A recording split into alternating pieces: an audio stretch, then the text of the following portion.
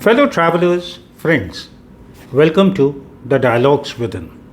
These are dialogues with myself and conversations with my friends. Most important of all, these are honest dialogues, steeped in truth. Friends, recently I was traveling to Allahabad, now called Prayagraj, and Rewa in Madhya Pradesh, the land of white tigers. And we took the Vande Bharat train from here to Allahabad. And as is usual, I sent a message to my daughter when we were approaching Kanpur railway station. So I said, the train is crawling into the Kanpur railway station. We'll saddle up here and gallop to Allahabad. And back came the reply from my daughter Damini. Which book are you reading? She could make out that my mind was deep into some book. And the book which was my companion for this journey, and has been a little before that and a little later, was John Steinbeck's East of Eden. This book. It's a 600 odd page book, a classic. And it's been written by John Steinbeck, who is a novelist, a journalist, and also he was a war correspondent, an American. He covered the Second World War and Vietnam War. For literature, he was awarded the Nobel Prize in 1962 and Pulitzer Prize for fiction in 1940. He has also written many other novels. Another one which I recall is very famous, The Grapes of Wrath. I have not read it, but I intend reading it after reading this book. I am sure many of you have read this book. To me, it was one of the very enriching books I have recently read. And the book is set in Salinas Valley in California, where John Steinbeck belongs to. And it's about a journey of two families, the Trask and the Hamilton family. It's an intergenerational novel. And, there is a beauty in his writing. This author himself says that he has put everything in his book, everything about his craft in this book. In fact, right in the beginning, there's a short note after the introduction, which is a note to Pat, the publisher of this book by John Steinbeck. And that note very beautifully sums up about the book also, about life also. He says, Pat, you had come one day and I was doing something like carpentry or something, and you said, make me a box. I said, what do you want a box for? So the Pat says to John Steinbeck, just to put everything. And then John Steinbeck says that here is a box, this book is a box, in which there is everything. There is pain, there is creativity, there is good, there is evil, and above all, there is gratitude and love. Yet the box is not full. This few lines on that page itself is a literary classic. I really enjoyed reading this book.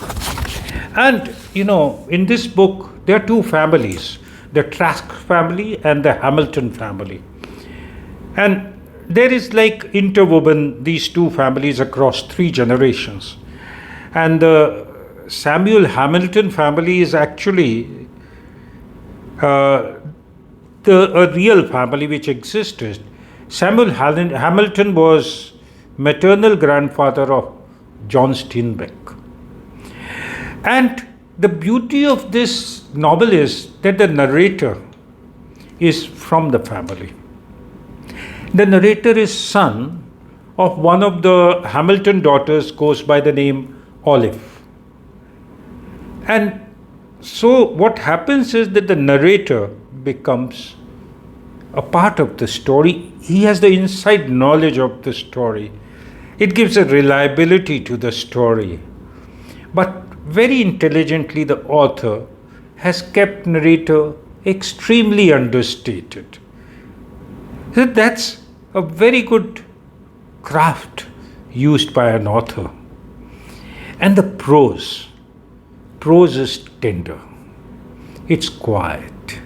It's beautiful. It brings alive the Salinas Valley. Not only the valley, how it changes during various seasons of the year. And it also gives peep into the life of Americans. How America was built. The first generation of immigrants who were adventurers, very industrious, brave people, hardworking. And then how craft came, how there was so much of, importance given to invention, innovation, doing things, and social life, which was built around the church and the school. And, the characters. Any book, when you read, the characters, when they come alive, you know them, they become your friends. This happens in this book. Characters grow, you know them with all their faults. And that's the beauty, how good writing, good literature transposes you to another world. And in that world, you find a part of you also. And at the heart of this novel is the thought that we inherit circumstances. But this inheritance is not our destiny. This is at the heart of the book. And also that good and evil are choices, not fixed identities. And this is an age-old, paradigm. There's also a biblical undertone to it, as the book also has its basis in the story of Cain and Abel. But my favorite character in this book is Lee. Lee is an American, Chinese American. So he's sort of an outsider from the drama. He brings in an outsider's perspective. And Lee is a character, is the moral and philosophical center of this book. Then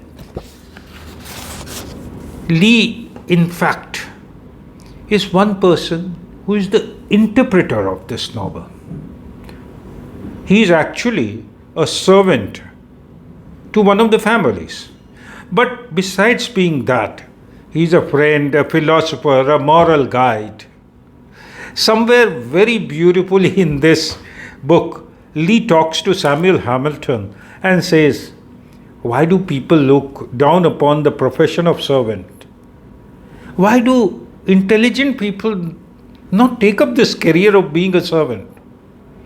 A servant has absolute security of job, and his master protects him. And then he becomes his master's confidant. He can make him think, make him do things. He advises him on marriage, on divorce, what to do, what not to do. And in the end, also finds his name in the will of the master. It is, he says, being servant is a philosopher's job. It's a job of the lazy. Beautiful thoughts.